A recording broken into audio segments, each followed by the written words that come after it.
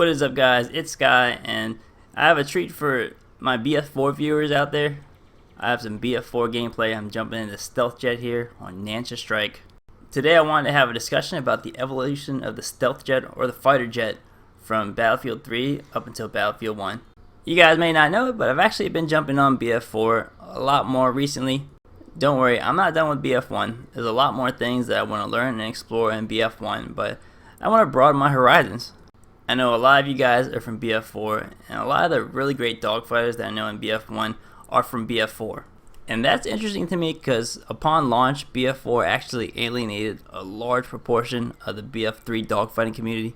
I think the biggest reason was that BF4 defaulted to the roll cam, and there was no option to change it. They didn't add that option until pretty far into its life cycle. I think the game was released at the end of 2013, and they didn't even implement the option to turn off the roll cam until the latter half of 2014. Another thing about the BF4 Stealth Jet is that it was extremely nerfed in its air-to-ground capability when compared to BF3.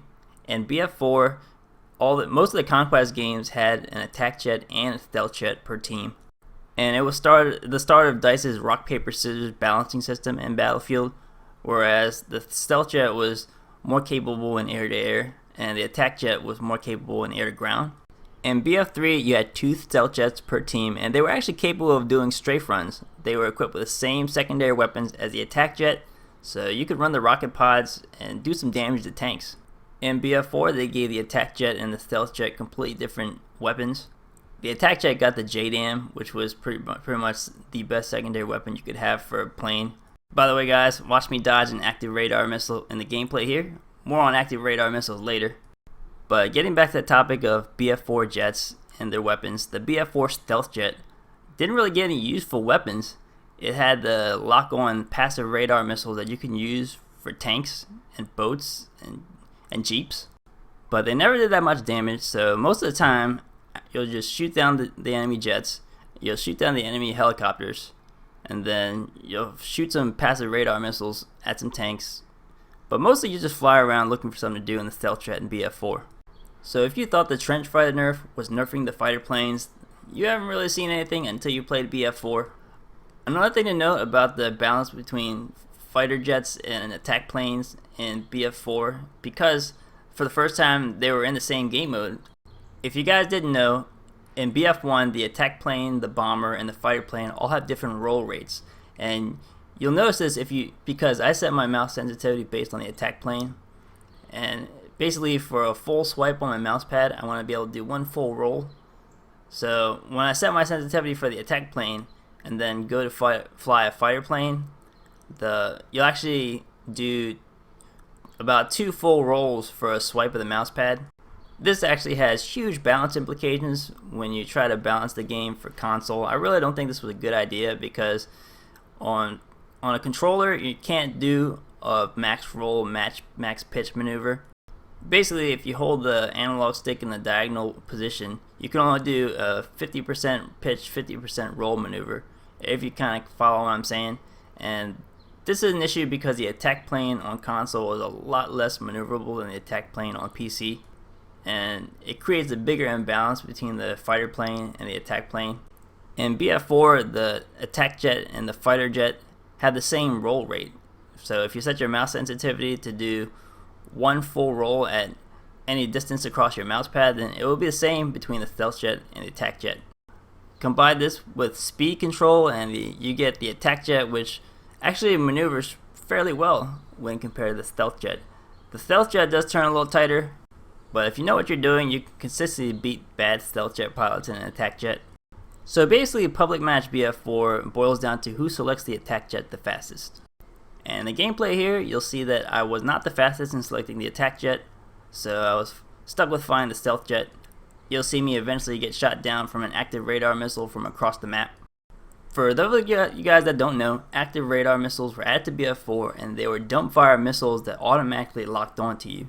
So if you thought the mobile AA was OP or the stationary AA was OP, then you really haven't seen anything yet, because active radar missiles can be equipped by all aircraft, and some of the ground troops, like the mobile AA, had access to active radar missiles.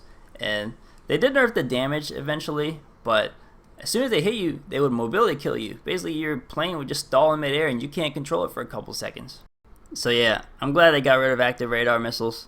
Onto the topic of dogfighting in the BF3 BF4 Stealth Jet compared to the fighter plane in BF1. And you have to look at the two biggest changes in the elimination of the 313 speed control system, as well as the elimination of full-time air radar. Having a speed that everyone had to do to be able to maneuver made the dogfighting a little more, I would say, predictable.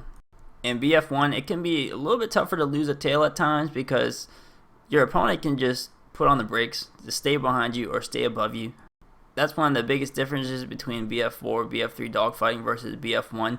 You have to be able to account for that. I think that that's going to be one of the biggest learning curve for someone coming from BF4 to BF1. I would also say that BF1 caters to a lot more tactics that are not technically sound, like flying away somewhere, like flying to the flight ceiling. In BF4/BF3, dogfighting was a lot more close quarters, a lot more fast paced, and you had to keep moving. I mean, BF1 can be fast paced if you know what you're doing, but you also get people that try to, stall out and try to get you to overshoot them and do other stupid things. All in all though, I think they made the right move in BF1 to give the fighter plane a little more air-to-ground utility. I mean, giving the trench fighter the Rankin darts, even though they nerfed them, they still work pretty well. Then you have the spot flares, which are awesome for supporting your ground troops, as well as can be used skillfully in a dogfight. The stealth jet's always going to play dual purposes in a battlefield game. One, you gotta be able to have fun dogfighting. You can jump in an empty server or a dogfighting server and just dogfight and have fun, feel that it's pretty skill based. And two, you gotta be able to contribute to a public match. After you're done shooting down enemy aircraft, you gotta be able to do something. But there's always that fine line between being able to contribute and being OP, because the 63 other people playing that match probably don't want to have the match decided by who's the best dogfighter. Anyways guys, that was just a quick little video on the evolution of the stealth jet since BF3 to the fighter plane in BF1. I have an episode coming up about the attack jet in BF4, and there's a very interesting dogfight that I got in with the attack jet. So I think it'll be kind of cool to look at that and reflect on the attack jet. Anyways guys, thanks for watching. Catch you later.